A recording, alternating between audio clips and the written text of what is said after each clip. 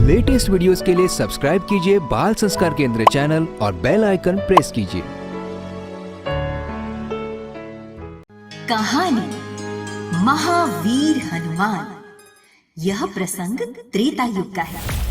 बाली जो ब्रह्मा जी का औरस पुत्र था, उसे ब्रह्मा जी से वरदान प्राप्त था कि जो भी युद्ध करने उसके सामने आएगा, उसकी आधी ताकत बाली के शरीर में चली जाएगी।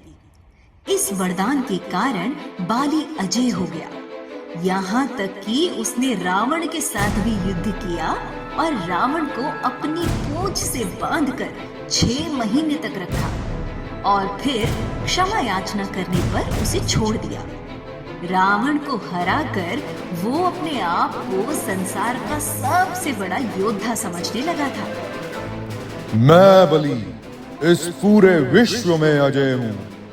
मेरे बराबरी का कोई योद्धा इस पूरे संसार में नहीं है। यह पूरा संसार अब मेरे अधीन है। मैं इसका स्वामी हूँ। अपनी ताकत के मद में चूर वो एक दिन जंगल में पेड़ पौधों को तिनके के समान उखाड़ कर फेंक रहा था। हरे भरे वृक्षों को तहस नहस कर रहा था।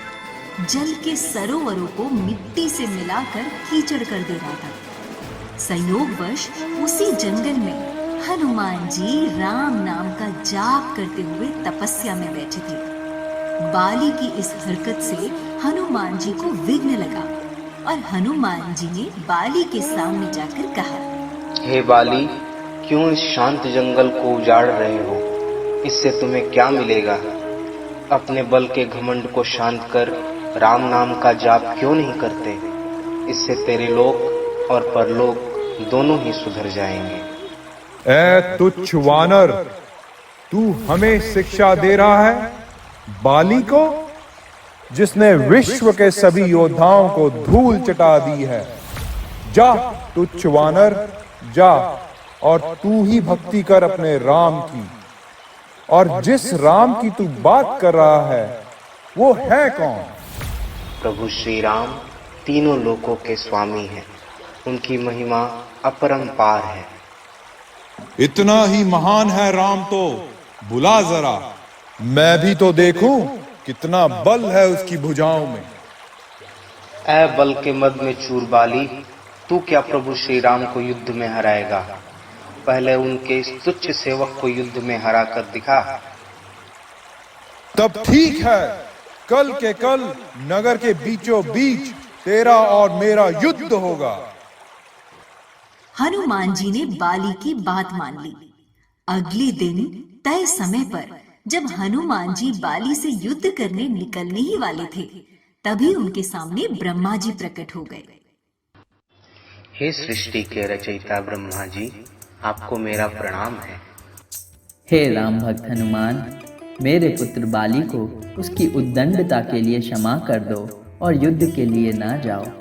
हे प्रभु, बाली ने मेरे आराध्य श्री राम के बारे में कहा है, जिसे मैं सहन नहीं कर सकता। ठीक है हनुमान जी, पर आप अपनी शक्तियों का केवल 10वां भाग ही लेकर जाएं।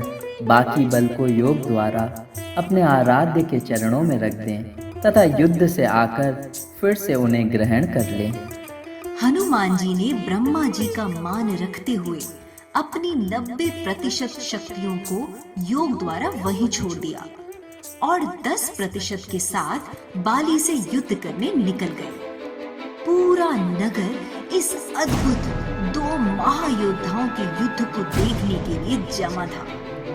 हनुमान जी जैसे ही युद्ध स्थल पर पहुंचे, उनकी आधी शक्ति बाली के शरीर में चली गई।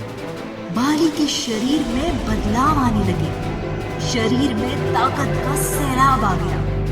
बाली का शरीर बल के प्रभाव में फूलने लगा। उसके शरीर से फटकर खून निकलने लगा। बाली को कुछ समझ नहीं आ रहा था। तभी ब्रह्मा जी बाली के पास प्रकट हुए। पुत्र, अब एक क्षण भी विलंब ना करो और शीघ्र यहाँ से बहुत दूर प्रस्थान कर जाओ। बाली ने ब्रह्मा जी की बात सुनी और सरपट दौड़ लगा दी। 100 मील से ज्यादा दौड़ने के बाद बाली थक कर गिर गया।